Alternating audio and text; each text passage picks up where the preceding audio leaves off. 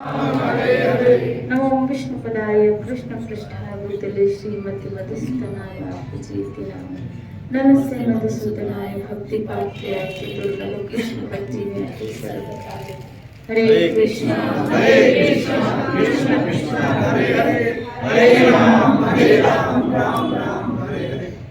भगवत प्रेम को ही जीवन का एकमात्र परम उद्देश्य समझकर हर हालत में नित्य निरंतर लक्ष्य को रखकर सब काम करना, जहाँ तक बन सके भोगों का त्याग, भोग आसक्ति का त्याग, और ये सब विवेक से होगा। जिनका विवेक प्रबल होगा वही भोग त्याग पाएगा, जिनका विवेक प्रबल नहीं होगा वो भोग में बह जाएगा। ये मत सोचना कि हम माया से जीत पाएंगे खाली अपने साधनों के द्वारा। जब तक कोई जीव पूर्ण तो भगवत आश्रित नहीं होता है, इसीलिए यहाँ पे बात में बताया गया था नियमित रूप से नाम जप का। और यही बात हरिदास महाराज करते थे, नियमित रूप से नाम जप करते थे और एक निर्धारित थी तन्मयता की। नाम जप में संख्या भी एक निर्धारित थी। तो ये मत सोचना कि हम यहाँ पढ़ तो रहे हैं, लेकिन इन सब बातों को जीवन में लाने के लिए एक बहुत साधक को प्रिपेयर होना पड़ता है ये सब चीजें लाने के लिए कि मैं ऐसा कौन सा, ऐसा क्या करूं, ऐसा क्या करूं। और आगे एक जगह मैं पढ़ रही थी, इसमें लिखा है, आगे एक जगह पढ़ रही थी, इसमें लिखा है कुछ नहीं कर सकते हो ना। और मुझे वो बात बहुत अच्छी लगी। मुझे लगा ये हम जैसे लोगों के लिए ये 12 सूत्र इन्होंने तो दिए कि चलो तुम अपना प्रयास करो, क्योंकि देखो आध्यात्मिक जीवन में कुछ ना कुछ तो करना ही, कुछ ना कुछ तो करना ही। लेकिन फिर एक आगे चल के पुदार जी कहते हैं जब कुछ ना कर सको तो एक काम करो। बोला क्या? बोला भगवान के आगे रहो, मैं कुछ नहीं कर पा रहा हूँ। पर रोना भी किस बात है? बोला भगवान के आगे खाली रो कि मुझे कुछ नहीं आता, मैं कुछ नहीं कर पा रहा हूँ। तो दयालु भगवान श्यामा श्याम इस पे ही रीझ के अपनी कृपा करके बोला ये सब साधन है, ये जितने आपने साधन हम पढ़ रहे हैं, ये सब साधन है भगवान तक पहुंचने के लिए, भगवत प्रेम तक पहुंचने के लिए। बोले ये सब साधन है भगवान तक पहुंचने के लिए, भगवत प्रेम तक पहुंचने के लिए। लेकिन जहाँ हम ही ना पहुंच पाए क्योंकि हम में ऐसे लक्षण नहीं है, तो फिर भगवान को रो रो के पुकारो कि तुम ही आ जाओ, मैं नहीं पहुंच पा रहा क्योंकि मेरे अंदर ये लक्षण नहीं, मेरे अंदर ये क्वालिटी नहीं है, और मैं इतना भोगी, इतना विलासी, इतना भोग में आसक्त जीव प्रभु कि मैं छोड़ भी नहीं पा रहा। मैंने ये सुना, मैंने ये समझा, क्या समझा? किसी में ममता नहीं रखनी। मैंने सुना, मैंने ये समझा, मैंने सुना ये क्या? किसी में राग नहीं रखना है, किसी में राग नहीं रखना है, किसी में ममता नहीं रखनी है। लेकिन सुना और अपनाया ऐसी तो बात नहीं आई ना हमारे जीवन में। सुना तो खरी, और सुनने में भी कितना अच्छा भी लगा। ये सब कुछ यहाँ जितने हम बैठे हैं सब भगवत प्रेम प्राप्त करने के लिए तो बैठे हैं। आध्यात्मिक जीवन में जो गंभीर श्रोता होता है, जो सिंसियर श्रोता होता है, वो आध्यात्मिकता के उच्च मंच भगवत प्रेम को ही तो प्राप्त करने के लिए इस मार्ग में लग जाता है। यही तो हम चाहते हैं।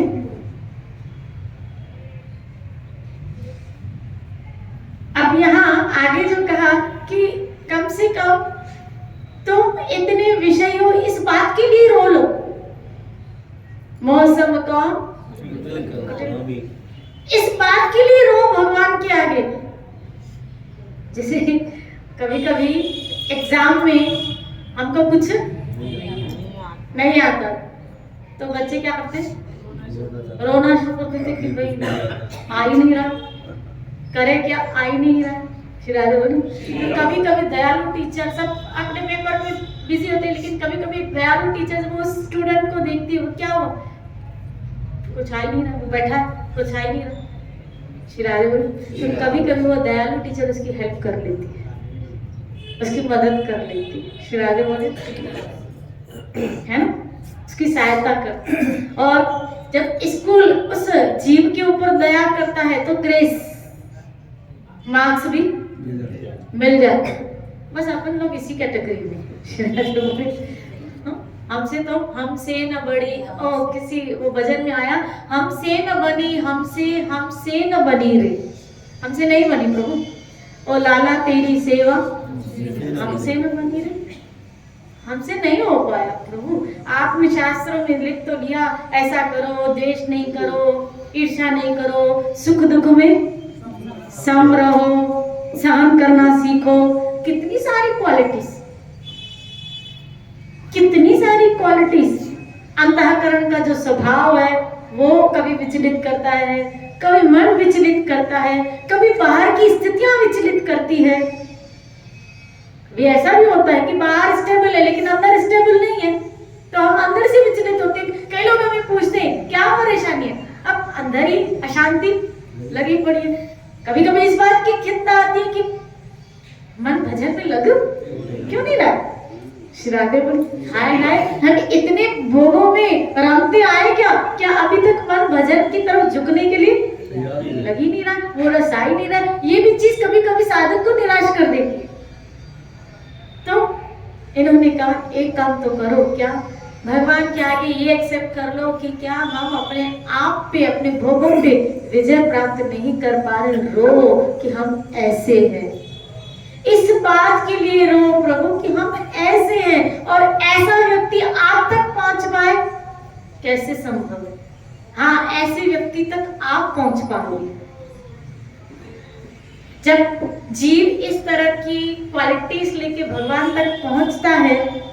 तो हो सकता है उसमें कहीं ना कहीं किसी गुण को लेके, हो सकता है, फिर भी कह रहे हैं, हो सकता है किसी गुण को लेके हम भी आ जाए।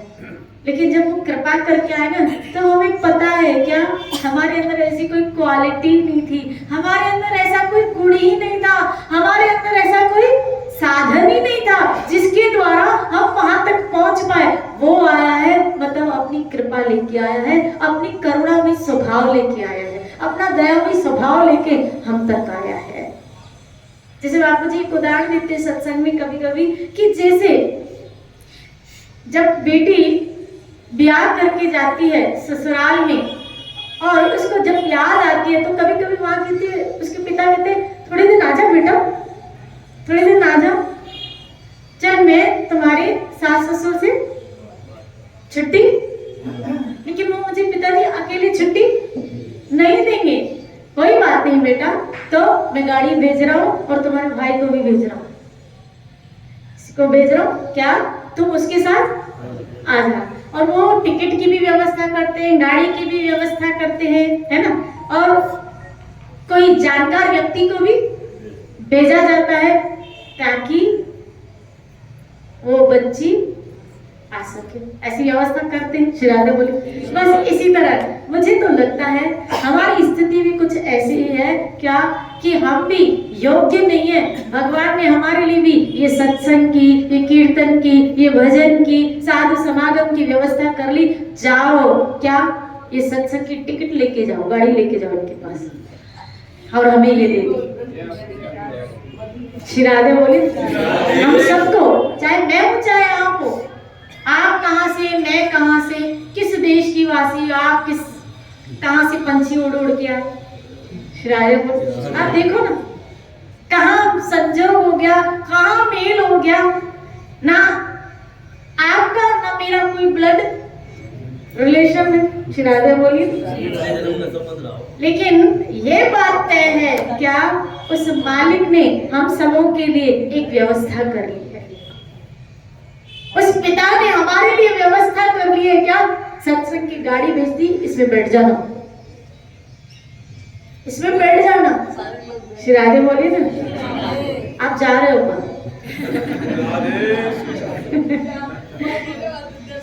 हाँ जाओ जाओ। श्री राधे बोलो, बोलो ना राधे। दीदी सारा दिन सत्संग की गाड़ी में बैठ गए हम लोग। टीवी में चलाकर कथा सुनते रहते सारे दिन। अच्छा, बहुत अच्छी। हरे कृष्णा हरे कृष्णा कृष्णा कृष्णा हरे हरे राम। मैं कभी कभी बीच में सुई मार देती हूँ, क्या राधा गोविंद बोलो, राधे गोविंद राधे गोविंद। तो ये कृष्ण की व्यवस्था है, उस पिता की व्यवस्था है। आ जाओ, जैसे वो पिता, दयालु पिता अपनी पुत्री के लिए, अपनी संतान के लिए गाड़ी भी भेजता है, मुझे लगता है कि हमारे ठाकुर ने हमारे लिए ये व्यवस्था की है, गाड़ी भी भेज दी। क्या जानकार संत भी भेज दिया जो उनको जानता है, क्या बोला, जाओ मेरी संतान को लेके आओ, मेरी संतान को लेके आओ। और हमें पकड़ पकड़ के इस गाड़ी पे बिठा दिया, बधाई। इस ठाकुर की करुणा तो देखो, इस ठाकुर की कृपा तो देखो। क्या उस दयालु मेरे ठाकुर के स्वभाव का वर्णन करूं, गुण तो है ही है, उनकी सुंदरता, उनकी वैभवता, उनकी ऐश्वर्यता, उनकी माधुर्यता का, ये सब गुण तो है ही है, लेकिन उनके स्वभाव का, उनका दयालु स्वभाव, वाह। जिसने समुद्र को बनाया उसके अंदर कितनी गहराई होगी, उसके स्वभाव में कितनी गहराई होगी।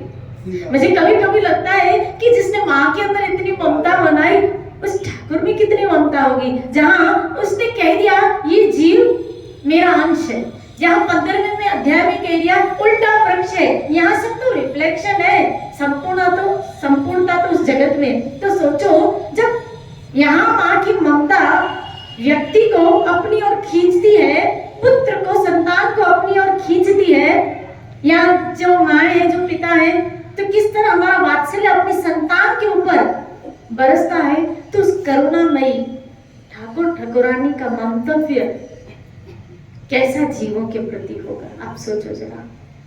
कितना बड़ा विशाल हृदय, कितना विशाल स्वभाव। अवगुण हारे की विनती सुनी लो गरीब नवाज, मैं तो पूत कपूत, मैं कैसा पूत हूँ, कपूत, मैं तो पूत कपूत हूँ, तुम रखो मोरी लाज। अवगुण हारे की विनती सुनी लो गरीब नवाज। शिराले बोले, मैं अवगुणों की जब तक संयम कबीर जोग न कमाया, नहीं गुरु नानक देव जी कहिए, जब तक संयम जोग न कमाया, सेवा साधना हर राया, कह नानक हम नीच कर्मा, मेरे कर्म भी कैसे, कह नानक हम नीच कर्मा, शरण पड़े की शिरारे। अब देखो यहाँ जैसे एक आया है, ध्यान से सुनाइए, किसी भी प्राणी में द्वेष द्रोह न रख, सब में राधा माधव की अभिव्यक्ति मानकर सबके साथ विनय के साथ यथासाध्य उनकी सुख संपादन का बर्ताव करना, जीवों के साथ सबका सम्मान करना, पर स्वयं कभी भी मान न चाहना, न कभी स्वीकार करना। श्री राधे बोले, अब मुझे बताओ, ये इतने सारे जो क्वालिटीज व्यक्त की जा रही है, बताई जा रही है, जैसे हमें ये पता है, हम में से जितने यहाँ बैठे हैं जो इस मार्ग में लगे हैं, उन सबको पता है क्या, कि मांसाहार नहीं करना चाहिए, समझना, मांसाहार वो नहीं करते, लहसुन खाना नहीं खाना चाहिए। तो अब इस चीज के प्रति आपकी वृत्ति वैसे ही बैठ गई कि ये सब नई चीज है, चाय वो नहीं पीनी चाहिए। इसीलिए जब कोई कहता भी है, या हमारा सहज में उन चीजों के प्रति राग भी है ही नहीं, है ही नहीं। और कोई कर रहा है तो कर रहा है अपनी जगह, लेकिन हमारा राग, क्योंकि हमारे मन ने इस चीज को मान लिया है, हमारे मन ने इस बात को मान लिया है कि ये ग्रहण करने जैसी चीजें नहीं है। मानते हो? ये हमारे मन ने स्वीकार कर लिया है कि ये ग्रहण करने जैसी चीजें नहीं है, लेकिन क्या हमारे मन ने मान लिया है क्रोध ग्रहण करने की चीजें नहीं है, द्वेष ग्रहण करने की चीजें? अब वो करता है, अब नॉनवेज नहीं खाना चाहिए पता है, लहसुन खाना नहीं खाना चाहिए पता है, तो ये भी तो पता है, यानी मन ने इस बात को स्वीकार ही नहीं किया है कि द्वेष भी क्रोध भी अगर होता तो सहज में उस चीज के प्रति, जैसे उस वहां से मन मुटाव है, यहाँ से भी मन मुटाव हो जाता। वहां अगर कोई करता भी है तो आपको फर्क पड़ता है, कोई खा रहा है लहसुन करना तो आपको फर्क पड़ रहा है, आपका मन खींच रहा है, वहां उल्टा क्या होता है, अपन वहां से भी दूर हट जाते हैं। यानी हमारे मन ने उस चीज को, यानी एक तरह से हमारा मन उस चीज के लिए सोचता भी नहीं, विचार भी नहीं करता है, सोचता भी नहीं कि नहीं, विचार ही नहीं करता। लेकिन यही बात क्रोध, यही बात द्वेष, यही बात रागात्मक विषय, जैसे यहाँ का भोगासक्ति में त्याग, तो यहाँ क्या उस चीज के लिए मन ने कहा कि इतना धन संचय कर रही हो, इतना राग क्यों रखा है, ये गलत है। मन ने कहा, मन ने एक्सेप्ट किया नहीं, शिरादे बोले क्यों नहीं किया? हाँ, मन ने एक्सेप्ट क्यों नहीं किया, इसका भी कारण है। मन ने एक्सेप्ट क्यों नहीं किया, क्योंकि अभी हम जिस शरीर के लेवल पे हैं, तो वहां की भोग, उसकी भोग विलासता और हमारे जो इर्द गिर्द जुड़े उनकी सुख और उनकी सुख विलासता के लिए हमारी सोच अभी तक बनी रही है। तो उसके लिए वो चीजें हमको चाहिए, उसके लिए वो चीजें हमको चाहिए, अच्छी लग रही है। अभी इस शरीर को क्या चाहिए, थोड़ा सुख चाहिए, शिरादे बोले, और इस शरीर से जुड़े लोग हैं उनके लिए सुख चाहिए, उनके लिए सुख चाहिए, तो फिर उनके लिए सोच आती है। जबकि हम ये मान चुके, इसीलिए तो कहा जब तक तुम्हारा गाढ़ संबंध ईश्वर से नहीं जुड़ेगा, कि पहली पहल वहां, यहाँ आरंभ में पहले हमने क्या कहा, अपने आप को अब किंचन भगवान के सामने दीन बनाते, अकिंचन, शिरारे बोले, यानी उसकी भी नगण्यता हमारे जीवन में, जैसे लहसुन कांदे की प्रति आ गई, जैसे भोगों के प्रति, जैसे नॉनवेज के प्रति आ गई, मांसाहार के प्रति आ गई, ऐसे इन चीजों के प्रति भी आए तो समझ लेना क्या ये व्यक्ति, क्योंकि जब तक राग से ऊपर नहीं उठेगा ना, वो सुख दुख से ऊपर उठ ही नहीं पाएगा। राग ही सबसे बड़ा बंधन का कारण है। द्वेष तो बाद में आता है, राग से जुड़ा है, राग निकलेगा तो सब चीजें निकलेंगी। यहाँ किसी से राग है और किसी से वापस द्वेष होगा ही। अगर राग है तो द्वेष भी, क्योंकि जिससे राग है वो अपना नहीं हुआ, तो उन लोगों से, फिर उनके इर्द गिर्द वालों से द्वेष भी होने वाला है। राग ही बंधन का कारण है। शिरादे बोलिए, महापुरुषों ने तो यही दो चीजें त्यागने के लिए हम लोगों को कही है, राग और द्वेष। बोले इसके बाकी मान, अपमान, निंदा, स्तुति, सब इसके साथ कनेक्टिव में एक बड़ी जंजीर बनती जाती है। बोले सबसे बड़ी अगर जड़ को तुम पकड़ोगे ना, राग और द्वेष, और सबसे बड़ी द्वेष से भी मैं तो कहूं राग। इसीलिए कहा यहाँ पे क्या, इस जगत में किसी के प्रति, किसी जीव के प्रति राग न रखना। क्या ऐसा हो सकता है? शिरादे बोले, बस एक काम हो सकता है। कल शाम को चर्चा चल रही थी संदर्भ में कि जो आप अपने जीवन में, चलो इस हद तक नहीं पहुंच सकते तो खाली इस हद तक तो आओ, क्या कि जो स्थान कृष्ण का है, प्रिया प्रीतम का है, आपके जीवन में पहले तो सबसे सबसे सबसे सबसे ज्यादा इस जगत में जो भी है आपके इर्द गिर्द, सबसे ज्यादा हाईएस्ट प्लेटफॉर्म, हाईएस्ट जगह है श्यामा श्याम की होनी चाहिए। शिरादे बोले, किसकी होनी चाहिए? श्यामा श्याम। इनसे बढ़कर बाकी है, लेकिन सब इस प्लेटफॉर्म से नीचे है। ऐसा नहीं कि नहीं है, ठीक है, लेकिन इस प्लेटफॉर्म से नीचे। अब कैसे पता चले कि सबसे हाईएस्ट प्लेटफॉर्म में हमने इनको बिठाया? हमें कैसे पता चले कि हमने हाईएस्ट प्लेटफॉर्म में इनको बिठाया है? ये कब पता पड़ता है? जब अनुकूल और प्रतिकूल आपके जीवन में अनुकूल स्थिति हो या प्रतिकूलता आए, और विशेषकर जब प्रतिकूलता भी आए, तब भी आपके जीवन में वो स्थान श्री कृष्ण का बना रहे। शिरादे बोले, कभी ऐसा ना हो प्रतिकूल स्थिति तो संबंधी ऊपर हो गया और कृष्ण नीचे आ गया, संबंधी ऊपर हो गया और कृष्ण नीचे आ गया। तब भी आपका भरोसा होना चाहिए क्या, कृष्ण मेरे साथ बुरा नहीं करेगा, कृष्ण मेरा अहित नहीं करेगा। भले ये स्थिति अभी मुझे समझ में नहीं आ रही, हो सकता है नहीं आ रही, लेकिन कृष्ण मेरे साथ बुरा नहीं करेगा। श्री राधे बोले। कल उसी माता जी का फोन आया था मेरे पास, जिसका फेस मैंने आपको बताया था जब, तो कल मेरे पास फोन आया था उसका, और वो मुझे बार बार यही कह रही थी कि एक ही चीज, बोला मुझे कहा कि मेरे परिवार के कुछ लोग मेरे पास आए थे और मेरी श्रद्धा को क्या करने लगे, तोड़ने लगे। थोड़ी देर के लिए मैं हिली भी, मुझे उसने कहा, बोला थोड़ी देर के लिए मैं माँ हिली भी। मुझे कहा क्या नहीं जाना है तुमको वृंदावन, नहीं जाना है ये मतलब थोड़ी देर के लिए मैं हिली, लेकिन देखो गोविंद ने मुझे कैसे उठा लिया। क्या मुझे लगा कि ये लोग क्या कह रहे हैं, सही कह रहे हैं, ये लोग सत्य कह रहे हैं। और उस वक्त मैं थोड़ी देर तंद्रा लेके सो गई। जब वो गए तो बोला बापू जी मेरे सपने में आए। बोला कभी नहीं आती, कभी नहीं, कभी नहीं, गुरु सपने में आए।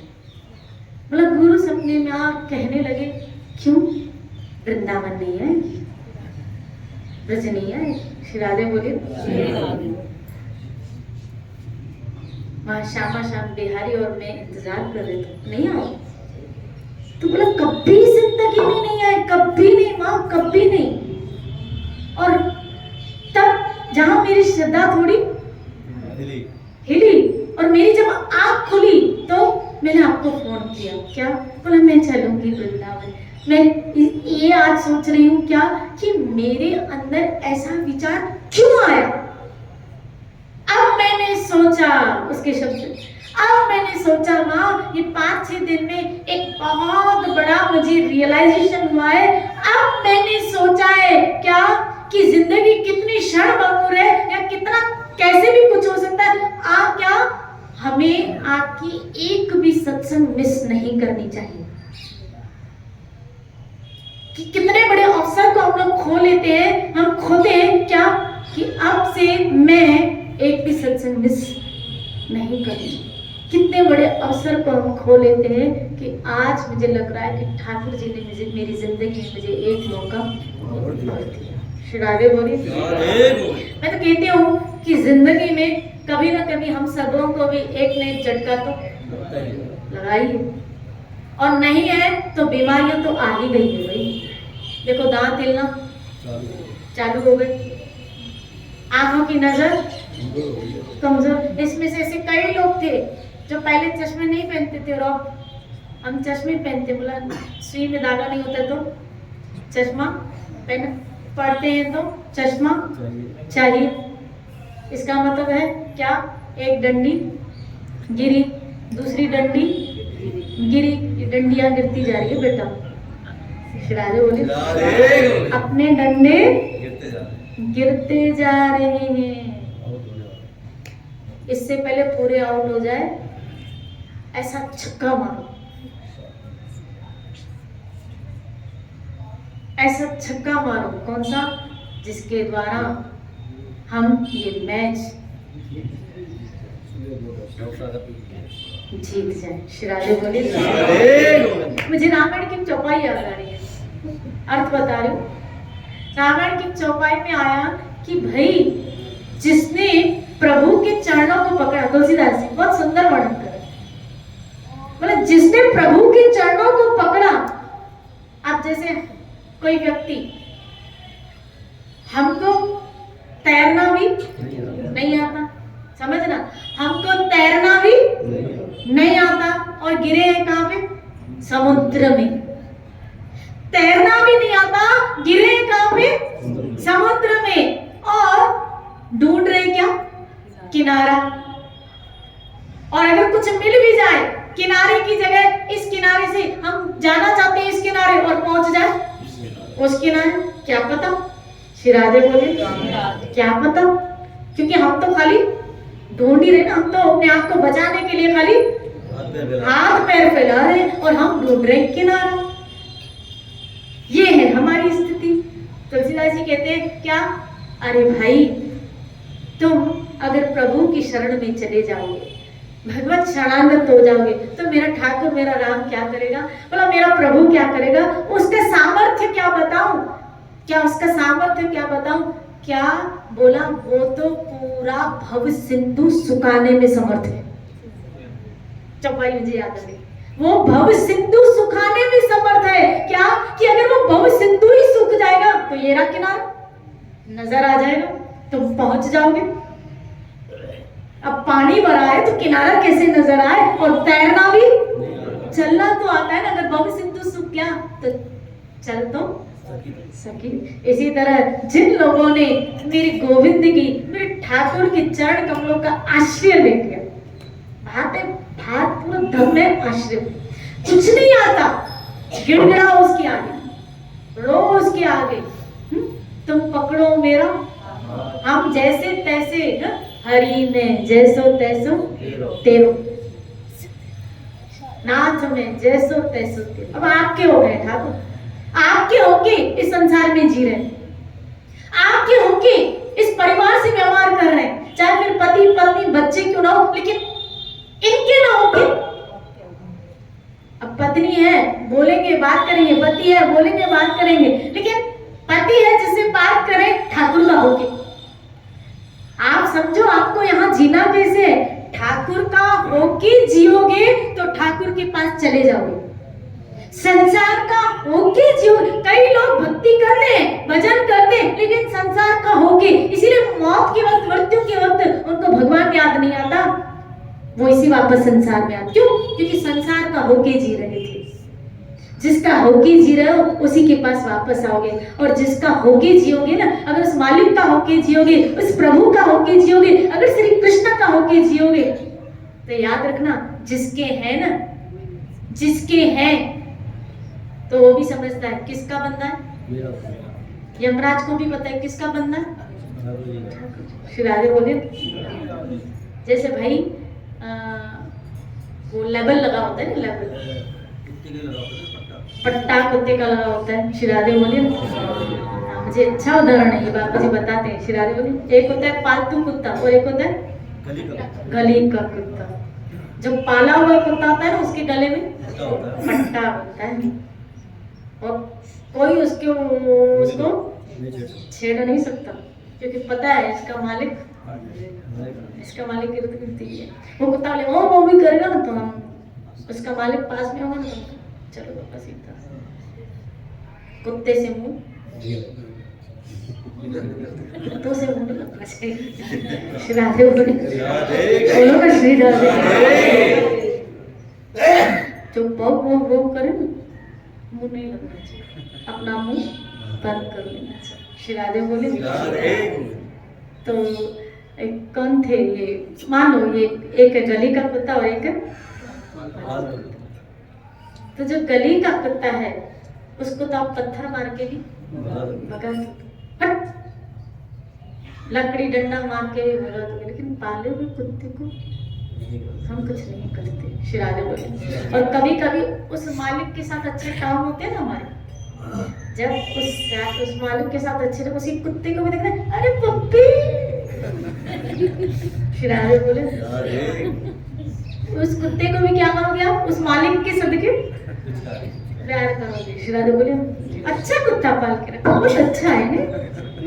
श्री राधे बोले कुत्ता वाटी नहीं बोलेंगे, पप्पी बोलेंगे उसको, मोती बोलेंगे उसको, गुड्डा बोलेंगे, कई लोग तो गुड्डा बोलते हैं, लोग क्या क्या नाम है। श्री राधे बोले बस, क्योंकि वो उस मालिक का है, उसकी वजह से, उस मालिक की वजह से उसका सम्मान हो रहा है, उसको प्यार मिल रहा है ना, इस मालिक की वजह से उसका सम्मान हो रहा है, उसको प्यार मिल रहा है, बस क्योंकि वो उसका हो गया, क्योंकि वो उस मालिक का हो गया।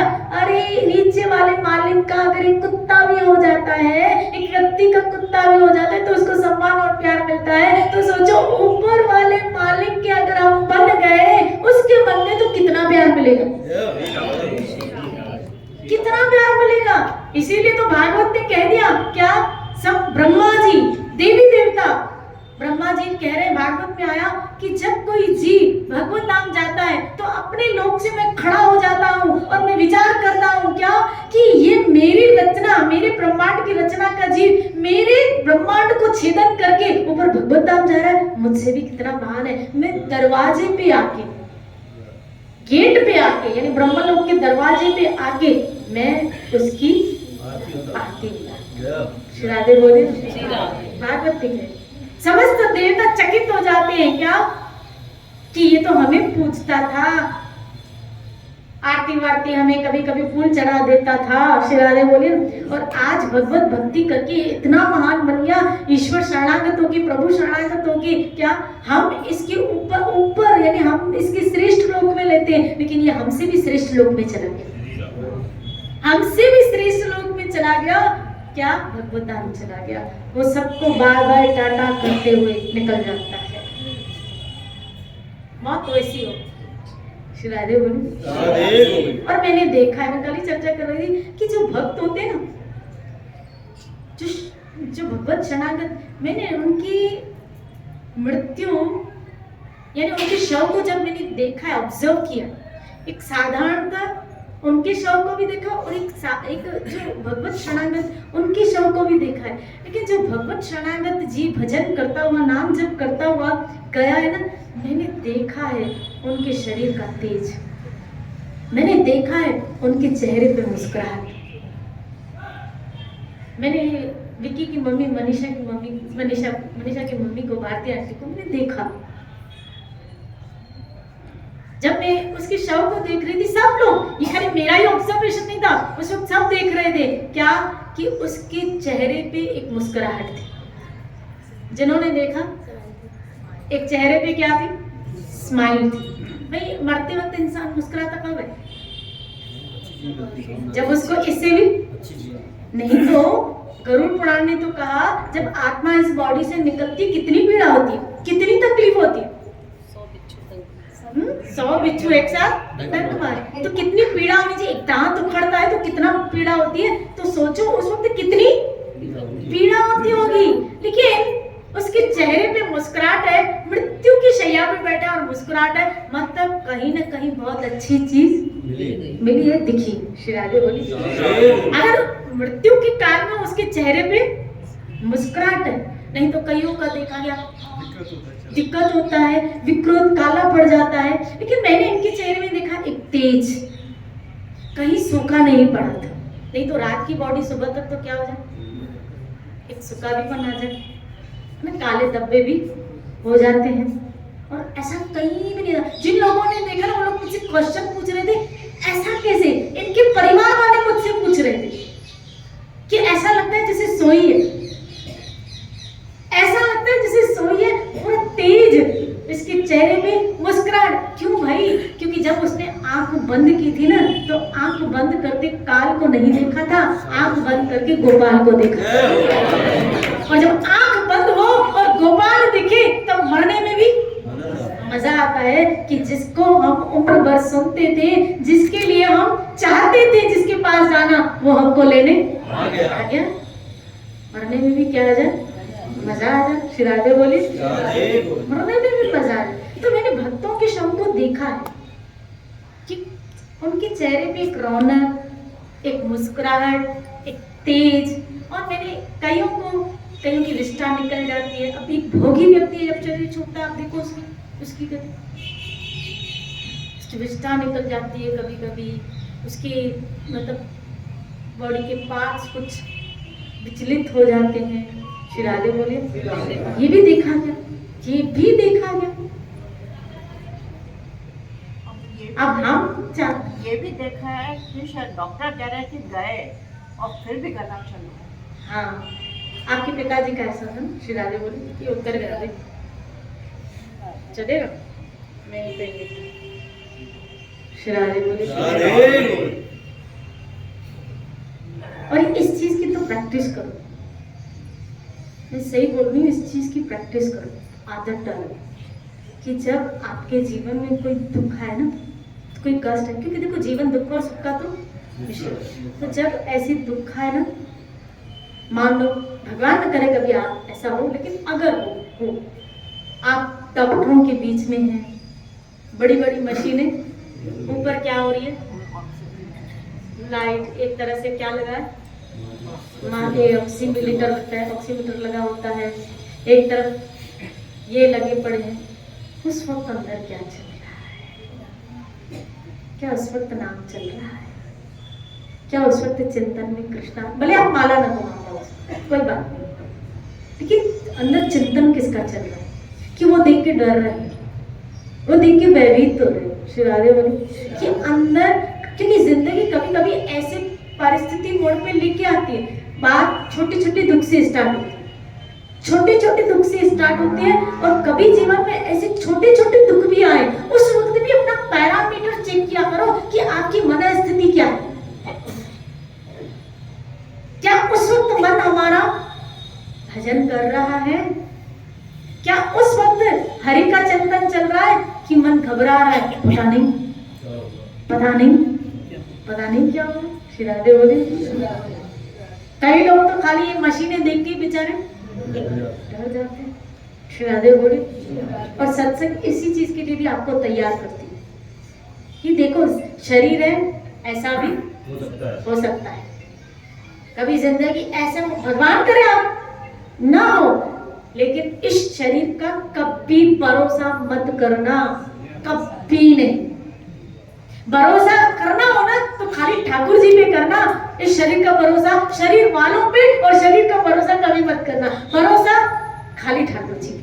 ये भरोसे जैसी चीज है ना, सिर्फ ठाकुर जी के साथ ही शोभा देती है, मेरे श्यामा श्याम के साथ शोभा देती है। तभी किसी कवि ने कहा भरोसो इन चरण नन को, भरोसो इन चरणन को। श्री राधे बोली भरोसा करो तो ठाकुर जी के चरणों का। श्री राधे बोली कभी ऐसा हो ना तो अपनी मन स्थिति चेक करो, अब मुझे भजन याद आ रहा है, अब मुझे श्यामा श्याम यहाँ भगवान जल्दी ठीक कर तो मैं आपका भजन करूंगी, आपका भजन करूंगा। अरे अक्कर करूंगा वो बात की बात है, वो तो करना ही है, वो बात की बात है, लेकिन अब कर रही है, क्या पता इस बीच हमारी मौत आ जाए। श्री राधे बोले अब करना, अभी अभी। ये कौन थे अपने बीच में जो जिनकी लॉकडाउन में मृत्यु हुई? पंडित जी हरि बोल करते थे। आप देखो जब उनको गाड़ी में लेके जा रहे थे, और गाड़ी में उनको लेके जा रहे हैं कहाँ? हॉस्पिटल। गाड़ी में उनको लेके जा रहे हैं हॉस्पिटल, और वो कह रहे निताई गो हरि, निताई गो निताई गो निताई, और बेटे की गोद में और निताई गो हरि बोल, निताई गो हरि बोल बोल रहे हैं, और ये निताई गो हरि बोल बोलते बोलते हरि के पास चले गए। घर वाले कह रहे पागल हो गए हो क्या? बोलो घर वाले ऐसे ही होते हैं। श्री राधे बोले घर वाले बोल रहे हैं क्या कि पागल हो गए, घर वाले ऐसे ही होते हैं। श्री राधे बोले जब भजन करें तो व्यक्ति वैसे भी पागल ही हो जाता है। और मैं तो कहती हूँ मेरे दिमाग में दीवानगी के लुच्चे हैं, मेरे दिमाग में दीवानगी के लुच्चे हैं, हमें पागल रहने दो, हम पागल ही हमें पागल ही रहने। इस नाम में पागल हो जाओ, हरि के नाम में पागल हो जाओ, हम पागल ही अच्छे। इस दुनिया की चतुराई से, दुनिया की समझदारी से हरि प्रेम में पागल हो जाना अच्छा है, प्रभु प्रेम में पागल हो जाना अच्छा है, उसके प्रेम में बह जाना अच्छा है, बह जाना अच्छा है। श्री राधे बोले इसलिए भाई अब उठो, 10:30 बज गए। जय जय श्री राधे।